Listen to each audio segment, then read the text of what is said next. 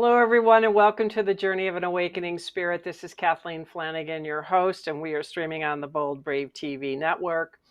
And we had a little bit of a delay because Mercury seems to be retrograde, and we have an astrologer with us today. So this should be an interesting day with Mercury and an astrologer in the room. So I'm going to go ahead and do the sound where I bring in the love, balance, and happiness to set the tone for me and my guests. And then I will introduce Michael and we will move forward. So let's begin.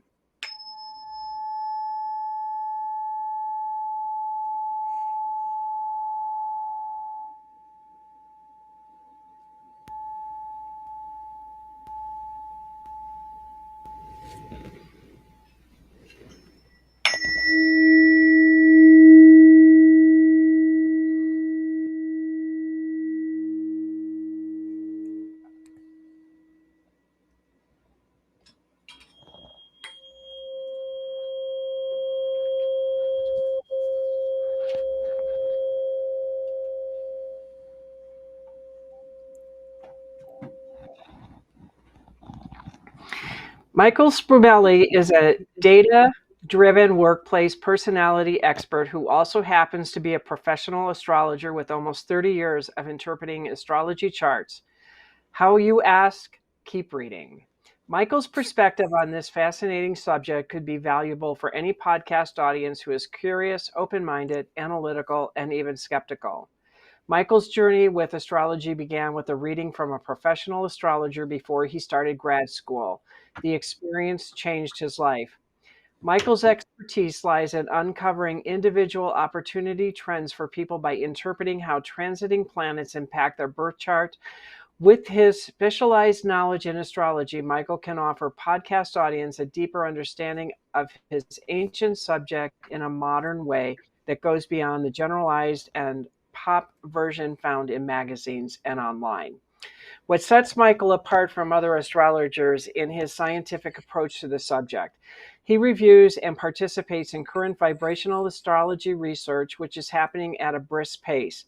This research is shedding new light on the underlying principles of astrology along with the math and geometry used in its calculations. The recent scientific validation of some of astrology's theories through research is helping to bridge the gap between traditional astrology and modern scientific understanding. In a podcast, Michael could share his experience and expertise in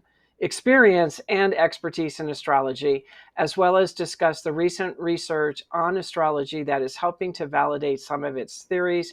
He could also talk about how astrology can be a tool to help people understand themselves better and how it can be applied in daily life.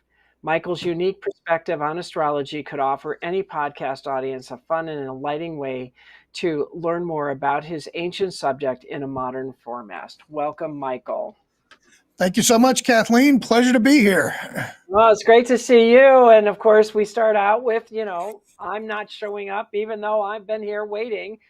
So I know that I know that we had the talk, 6 months ago now, I think it was. And I learned so much more about what you do as an astrologer. And so we're deviating off the normal format of how you got in here, because I think this is fine. A very fascinating subject. And I want you to talk to people a little bit about what you do. And then if we want to go ahead and read my chart, it's up to you, or your chart, whatever you want to do.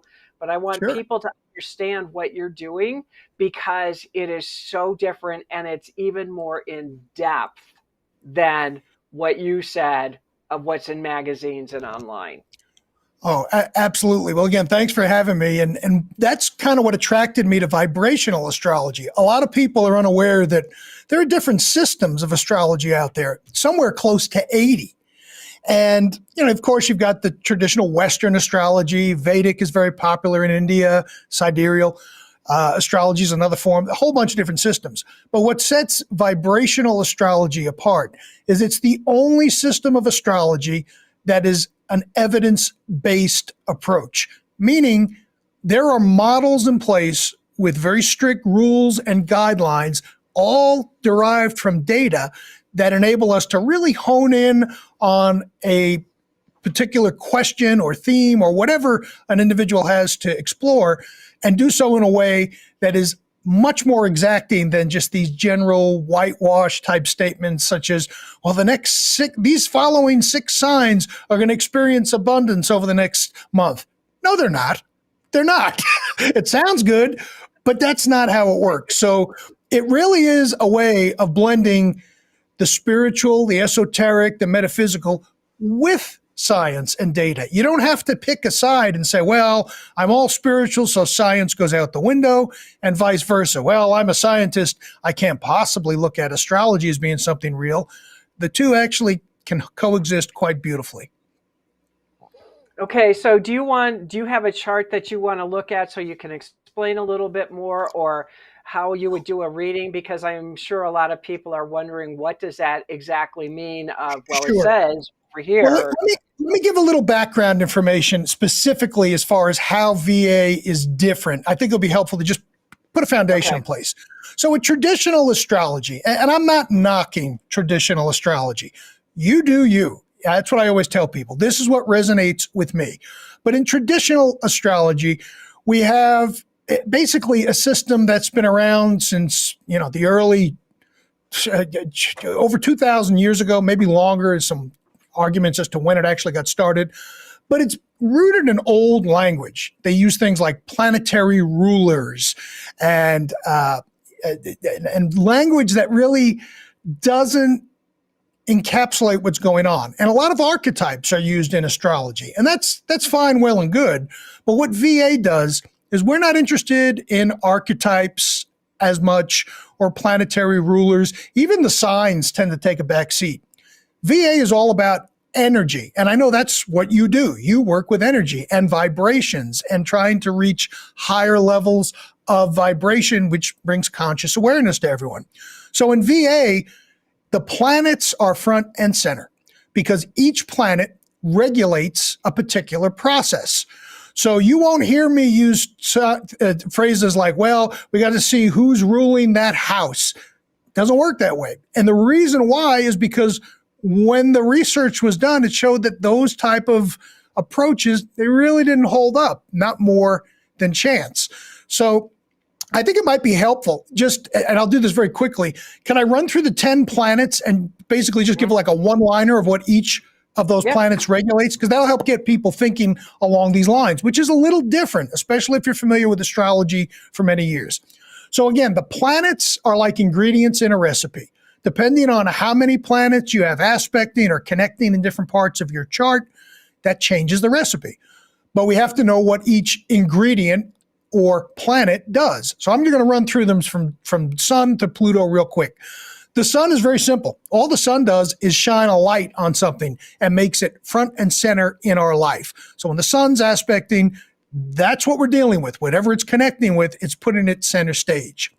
The moon regulates our feelings and emotions and often reflects the past, like our habits, our patterns, ways of doing things, our culture, history, into the current moment. And you'll notice as I go through some of these align with traditional definitions of planets, others do not.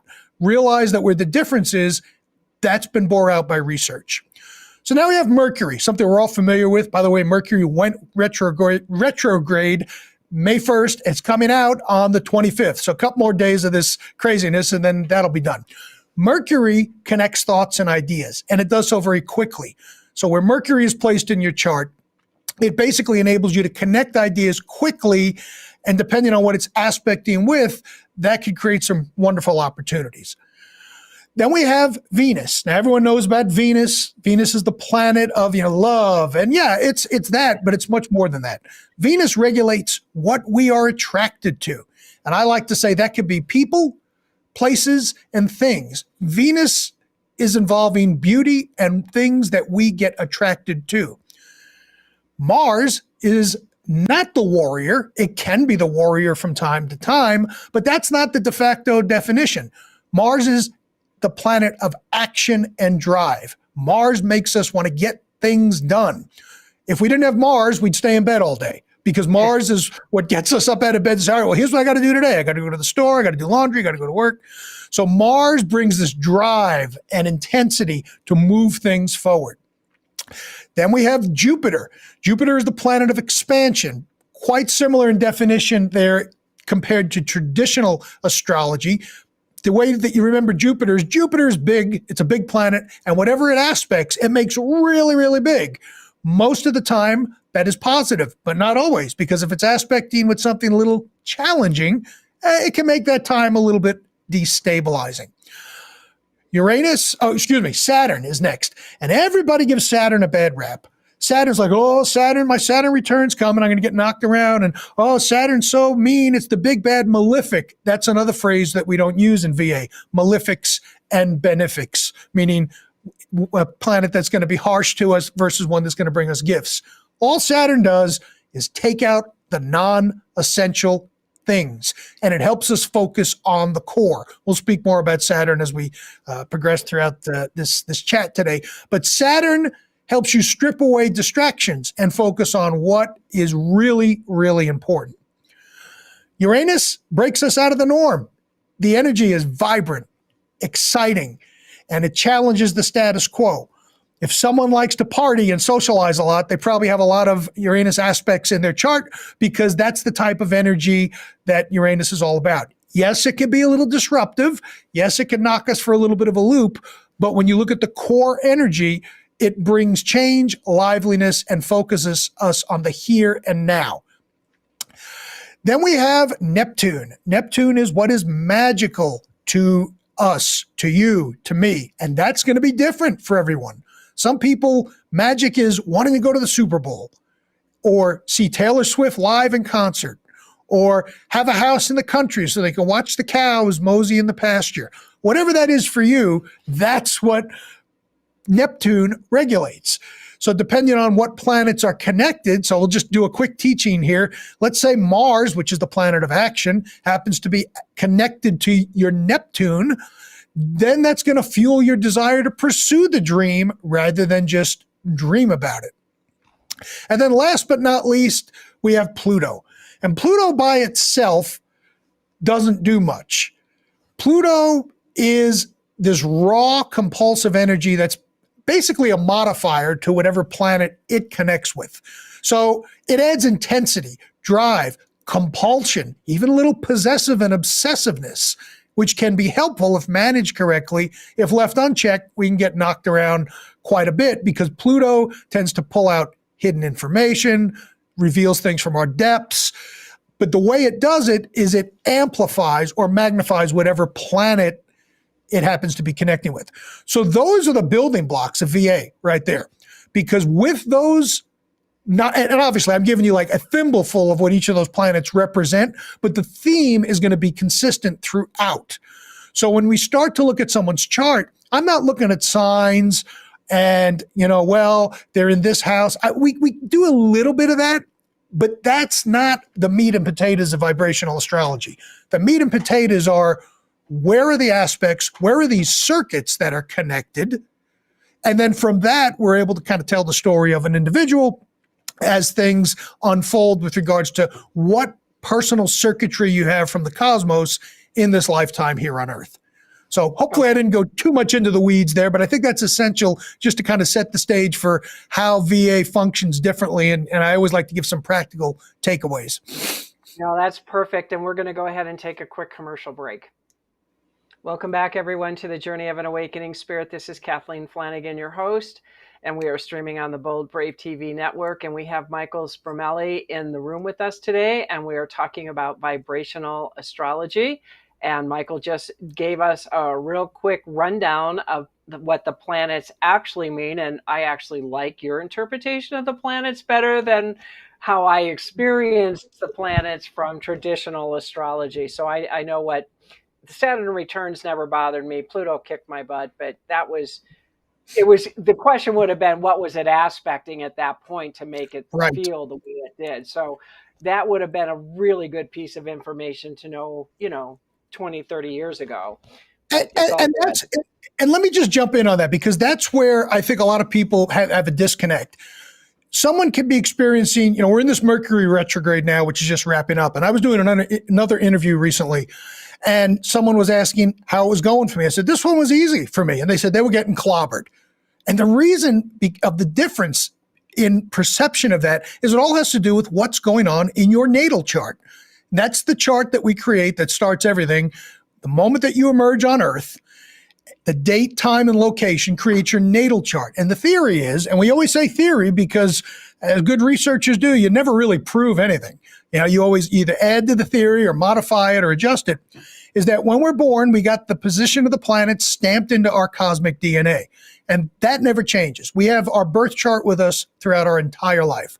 What does change are what's going on in the sky, the aspecting planets. So it could be quite feasible for someone to be going through a Mercury retrograde or a Saturn return or a Pluto or whatever, and one person sails right on through and someone else gets knocked around because it depends on what's happening in the sky and how that is connecting with different circuits in your own chart,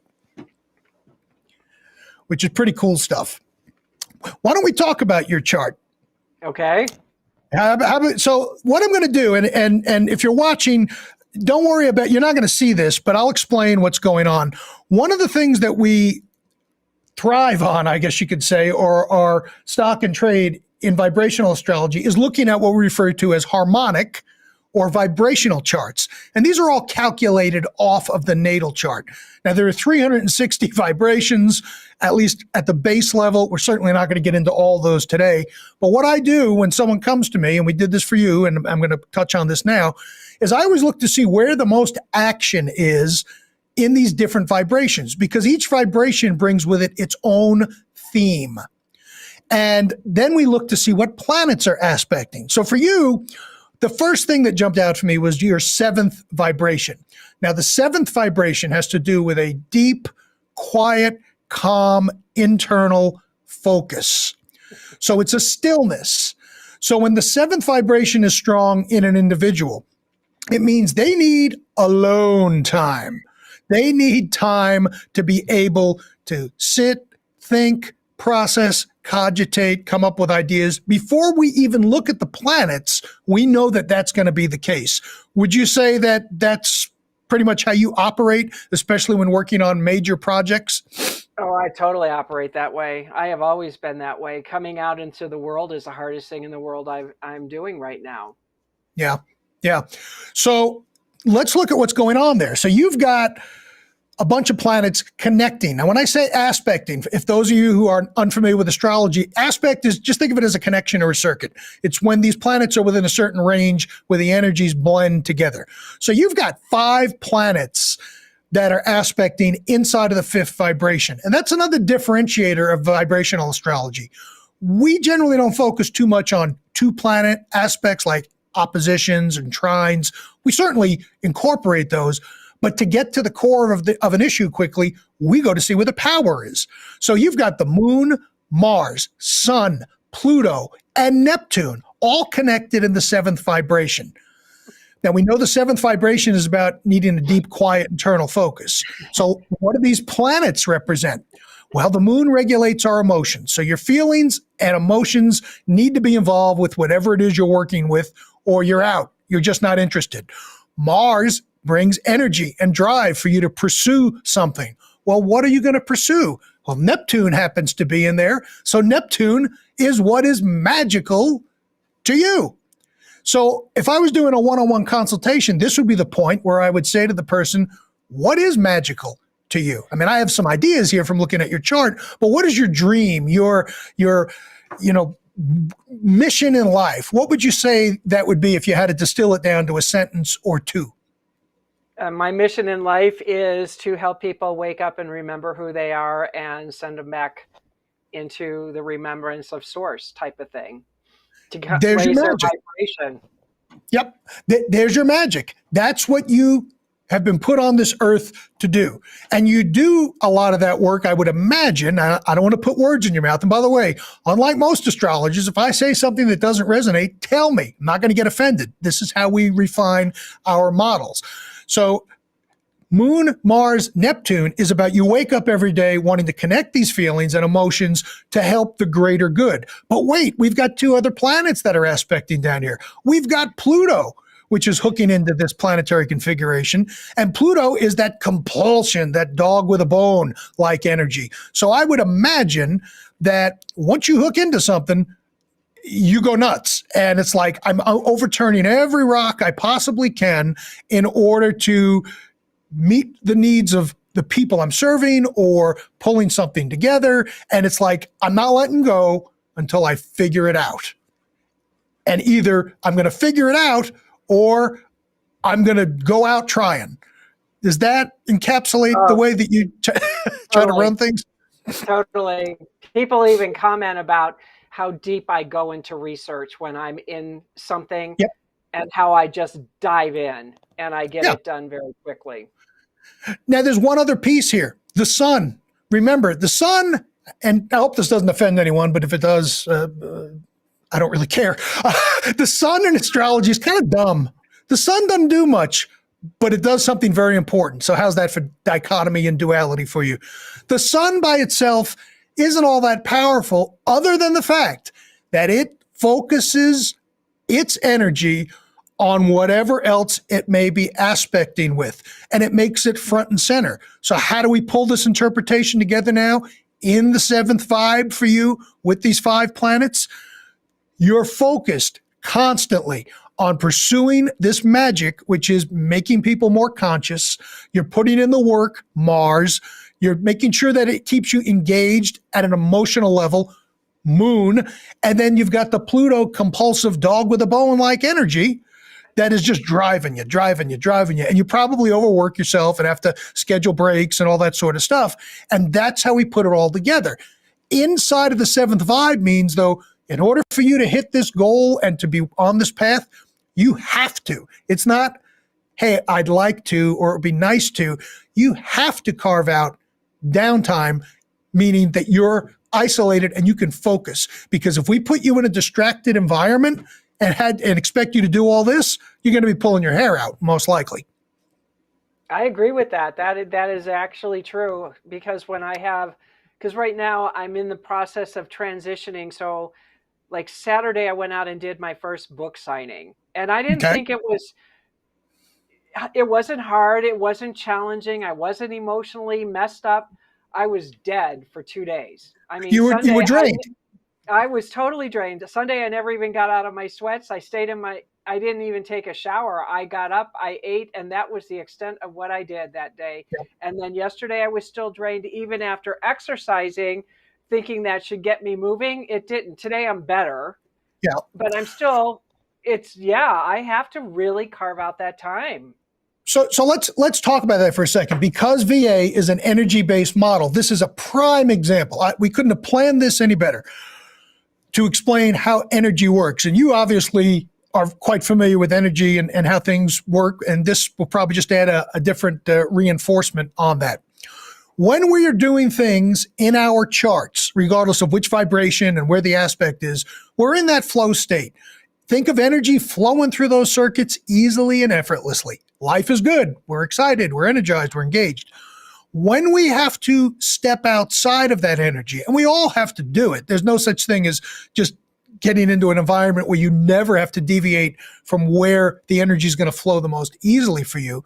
When we have to do something like a book signing, and you prefer to be at home researching and meditating and contemplating, now we're having to siphon this energy away from what we normally like to do, which is the quiet, still, internal focus, and bring it out to the world. Well, that just pulls the energy right out of us, because that's not our preferred way of operating.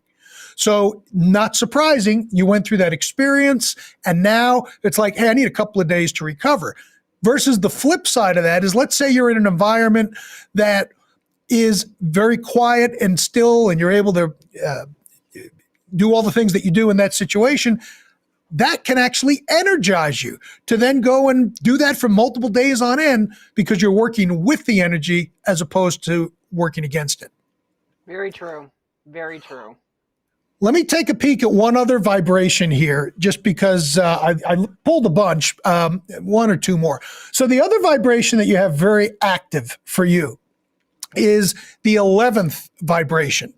And the 11th vibration has to do with a restlessness, meaning that we tend to get restless if we're not doing the things that are important to us inside of our of the vibration of the 11th vibration. So we then go look at the planets. Well, you've got two things that are two planetary configurations here.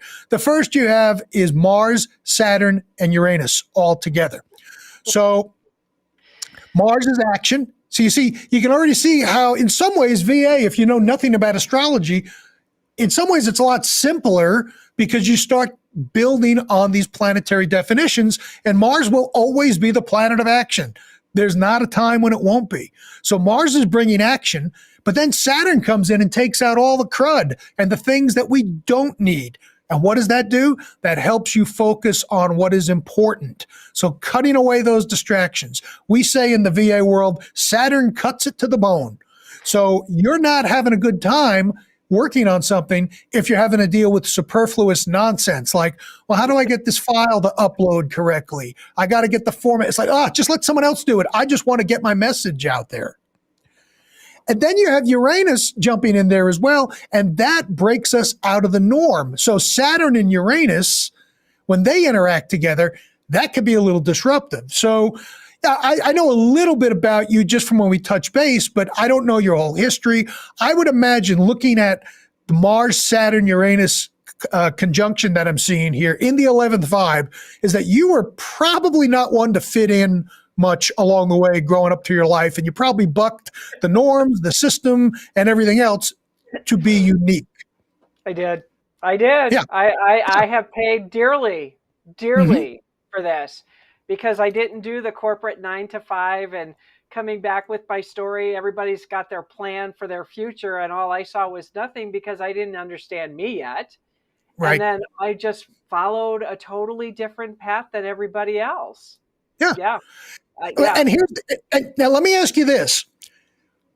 Whenever you entertain the idea of following the traditional path, what does that feel like for you? Well, your laughter kind of just summed it up there, but what does that feel like for you? Usually it's cruddy feeling. It's like, ew, what is this? And get it off, like there's like a slime or something icky on me that just constricts me. Yeah. It makes me crazy. That's an example of, again, trying to tap into energy that is not ideal for you. Some people, they love the corporate 9 to 5. It gets them up out of bed in the morning, but that's not you.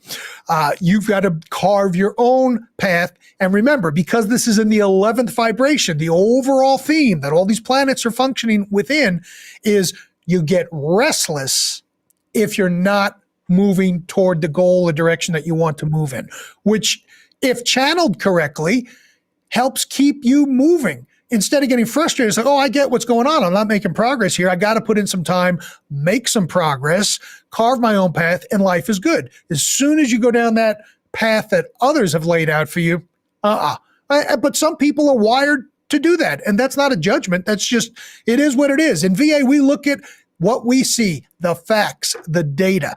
And some people are meant to be a 9 to 5er. Great. Nothing wrong with that. Other people are not. Now, you've got something else going on here in your 11th vibration. So that theme of restlessness still holds true.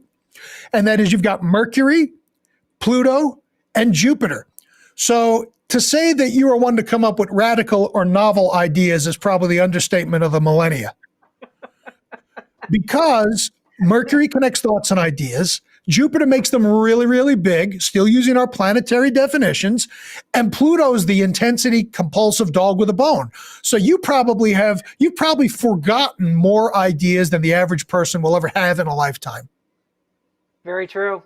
Because ideas, not every idea is going to have action behind it, but ideas just come to you at a quick and rapid pace, and big ideas and big plans. It's like, well, I don't just want to impact the community. I want to make an impact for the world. I want to get my message out there for everyone who needs to hear it, to hear it. So This is all very positive stuff in the 11th vibration. If I was meeting with you one-on-one, I would say the thing is, because of your 7th, you need to make sure you carve out a balance so that things end up getting recharged, because you can't run wide open the entire time. So those are just two vibrations that came up. I'll mention one last thing. I think we have a break coming up here. The 17th vibration is also pretty strong for you. What is the 17th vibration about? Empathy, viewing the world from someone else's perspective. And you're able to do that with ease. Yeah. Because you can see the other side of the coin. You don't have to think about it. You step into their shoes. It's almost as if it just happens automatically. And what do you have going on there? Moon, Jupiter, and Venus. Moon is feelings. Jupiter is expansiveness and welcoming type of energy. So you probably welcome others into your world. And you got Venus there. So you're attracted to wanting to make a difference and help people get to where they want to go. And that's from the 17th vibration. It's pretty fascinating stuff. This is why I love this stuff so much, because you can get to where you need to go very quickly. And that every bit of that is so true. I remember, I have to tell you about the big idea when I was, sure. I know I have 30 seconds, but I'll talk fast. All right. When I was 6, I think I was like 6 years old, and we were in a bad rainstorm, and I looked out the back window where we were driving, and I'm like, well, why don't we have a windshield wiper on the back window? Could you imagine how rich I'd be today if I knew how to do that at 6 years old? Yeah, Talk about a big idea at 6. Okay, that just puts a little bit of that to make sense of what you said about those kind of ideas. So we're going to go ahead and take a quick commercial break, and we'll be right back. Welcome back, everyone, to the Journey of an Awakening Spirit. This is Kathleen Flanagan, your host, and we are streaming on the Bold Brave TV network. And I have Michael Spremulli in the room with us today, and we are going over things about my chart and who I am, so you guys have got a little bit deeper insight into who I am and why I'm doing what I'm doing. So, Michael, I'm going to go ahead and turn it back over to you on what else you would like to talk about. Sure. So, I think this is a good place to bring up the point. We spoke about your chart so far for, 8-10 minutes or so, if that. But you see how quickly we're able to get to the core of who you are. And again, I always get hate mail from other astrologers. I'm not knocking other systems of astrology, but I'm showing you why this resonates with me. I'm a data guy who needs to get to the bottom line quickly. I don't have 3 hours to dig through a chart to see what's going on and look for, well, who's the ruler here and where's the final dispositor, and well, we got all these planets kind of hanging around this, but it gets right to it with eerie accuracy. Because when I go and look at your other vibrational charts, not all of them have, not just for you, but for all of us, not every chart is going to have a lot of placements in it. That's okay. We look at where the energy is wired specifically for you, and it just shows up when I run the calculations because we see the most activity happening in there. And something else that I didn't touch on before with your 11th vibration, you have something, and we rely on these a lot in VA, called a midpoint structure. And think of it as like a reinforcer. It amplifies what's going on inside of that chart and the particular aspects. And in your 11th vibration, you have a midpoint structure that is Mercury, Jupiter, Uranus. Okay, so we spoke about those planets a second ago with, Mercury bringing ideas, Jupiter makes them really big, and then Pluto's that dog with a bone where they just boom, boom, boom, one after another. Not only do you have the planetary configuration, but you have this thing called the midpoint, where it's sort of like the focal point, the equal distance between two other planets. So you've got Pluto is that main planet. So you've got this raw, intense energy, and a midpoint is formed between Mercury and Jupiter, which is very, very strong due to the nature of where it's placed, which adds even another layer of ideas and information and stuff. I'm going to say that you probably have a lot of chatter going on in your mind at any given point in time. Oh, that is the understatement of the century. Yeah, That well, is you the come by it honestly. understatement. The astrology confirms it. Because all those three planets, Jupiter, Mercury, and and Pluto, that's just rapid fire. Boom. Oh, I got to do this. Now I got to do that. Oh, let me go here. Oh, here's an idea. I mean, then that's kind of what it might sound like in your mind, a cacophony of stuff. So obviously, nobody wants to have constant chatter in their brains. What we do is we got to figure out how to best work with that energy so that we can use it and have it serve us, but not have it distract us so that when we're trying to fall asleep at night, you get 800 ideas coming in and you end up not getting any sleep. I lived through that one. Yeah, exactly. So, one of the things that I often like to do in VA is, and I'll do this, and I hadn't even looked at what we call transits. And transits are looking at what's going on in the sky with regards to how that is impacting you right now. Because the planets in the sky ultimately activate different parts of our birth chart. So I'm going to take a quick peek. And again, I'm doing this without a net as we speak, and realize that transits indicate what can happen, not what's going to happen. Not at all.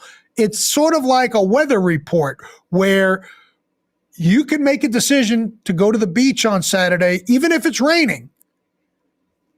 The weather is not going to say, no, you can't go. You can go. You can get soaking wet. Probably not the optimal time to go, but you at least know what the conditions are going to be like.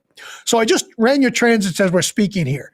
And you got a cycle that looks like it started early in May of Uranus, Pluto, and Jupiter. So let me break this. April. May of last year? No, excuse me. Started early April of this year. And it peaks on April 30th, and it goes all the way to the end of June. So when we're talking about transits and forecasting, it's important to know that energy doesn't get flipped on and off like a switch, at least planetary energy. Maybe in the electric in your house, it comes on and off like a switch. But there's a ramp up period. As these planets get closer and closer together and form these angular relationships, the intensity increases. So it started early April, and you've got Jupiter, Uranus, and Pluto all connecting. Well, Jupiter's expansion. Uranus is breaking out of the norm, and Pluto is this intensity. Now, the energy peaks on the 30th, and everyone always wants dates from me. I said that the dates I give you are when the energy is at its strongest. Don't get hung up on the date because stuff can happen on either side of it because this is a longer cycle. Well, this tells me that since April, all the way through the first week of June, it's like breaking out of the norm on steroids, breaking out of routine, looking for something bigger. Because Uranus and Jupiter are there, that's very lively and energetic and a lot of activity going on. Pluto amplifies that even more so. This could be a very chaotic time, but at the same time, positive. Sometimes chaos is not bad because there's good things happening here with Jupiter expanding whatever it is you're dealing with. And that tenacity comes in from Pluto. Have you been digging in even more intensely than you normally would starting early April and still happening concurrently now? It hasn't stopped since April. A lot of things have changed, but April, there was a big shift where my higher self, it merged with me. And it's just been one thing after another. I'm in this coaching program. I'm developing. Well, I'm developing my business. I'm developing more of the coaching. How do I want my messaging? All of that is being dialed in. And my coaches are like, wow. And then my books are finally coming out. I finally did the signing. The launch is next May 2nd is when I'm having my first launch finally. So everything is like coming together and I'm like, okay, just hang on. And so I do that downtime so I can keep moving forward. Definitely hang on because this energy that I'm describing right now, it hasn't even peaked yet. It peaks on the 30th. So May 2nd is shortly thereafter. It's still very intense from what I'm looking at over here. That's an excellent day for a book signing because Jupiter's expansion, reaching the public, getting out in front of people. Uranus is being lively, focusing on the moment, not worried about the past or the future. And you unbeknownst to you, you timed this perfectly from an astrological standpoint. which is pretty I cool. didn't plan anything. I'm just following what spirit tells me to do. There you go. And this energy, it starts to weaken around the second or third week of May, but still, what ends up happening is it's there, and you can end up still seeing a lot of these type of things occur over time until this transit kind of wraps itself up. Another one that's been going on here, and this is an even slower moving transit, which means it's around for a longer period. It started well before April. It peaks on the 17th, is Mercury, Pluto, and Saturn. So what does this mean? Mercury and Saturn. It's Mercury's thoughts. Saturn's calling out things that are not important. Pluto's cutting things. Pluto is intensifying things. So this suggests to me that starting in April, it's like, all right, what do I need to get rid of? What do I chop out of here? What can I let go of? Whether it's old messaging, ideas, could be old junk in the garage. I have no idea what that looks like for you, but that's something that's been probably rumbling around continuously since April, and it peaks June 17th and it kind of backs off. So have you been doing a lot of internal or external editing? Internal, a lot of internal, very much so internal.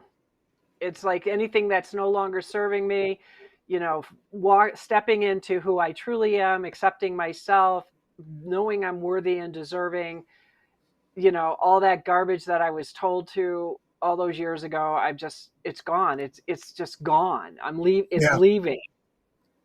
And it's intense, and it's not always easy. I mean, there's almost like a depression sometime because you're like getting rid of something familiar, but it doesn't serve me and I don't like it. And I feel so much lighter and better and happier when I get rid of it. So it's this really a weird emotional thing that's going on right now.